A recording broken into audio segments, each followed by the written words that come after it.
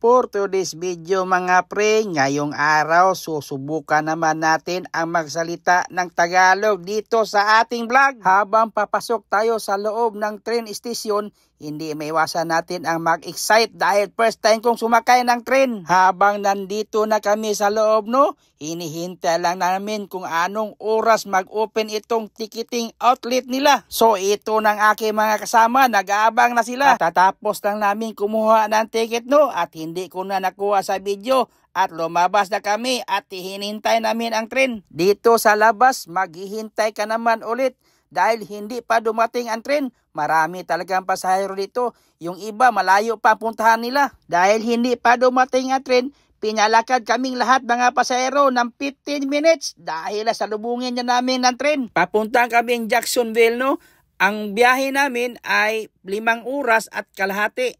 Pero kung mag-service kami ng kotse namin, kukunin namin na ito ng 3 oras. Medyo matagal-tagal sa train dahil may layover sila, Orlando at saka ibang lugar. Kung mag-service ka, 3 oras lang dahil tuloy-tuloy na ang takbo.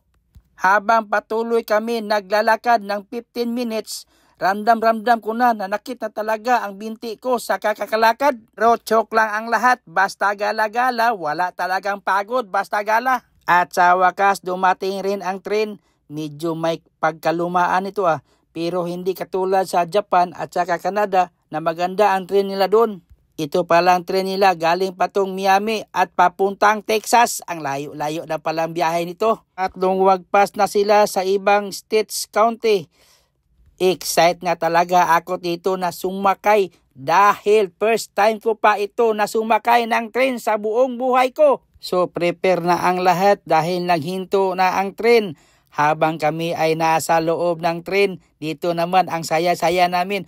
Para ka lang sumakay ng airplane sa loob. Habang kasiyahan, random na namin na gugutom na kami at naghanap kami ng pagkain dito sa loob at nagtanong, mayroon pala pagkain dito, may kitchen sila. Kaso lang, walang rice. Yan si Robin, naglaro lang steak dahil ang kanyang in-order, hindi niya maintindihan anong lasa. Ang pagkain pala dito sa loob ng train, hindi ko maintindihan. Kaya naghanap na lang ako burger at saka coke. Ito na lang ang kinakain ko kasi pag iba, hindi ko talaga maintindihan anong lasa. Baka masayang lang. At sa wakas, nagmenu na ang train. Nagtayo naman kami dahil dumating na kami sa Jacksonville. So kami lang nagtayo. Yung ibang pasahero, papunta pa tong Texas. Ang layo pa nito na ilang lalakbayin. At nakalabas na kami sa loob ng train.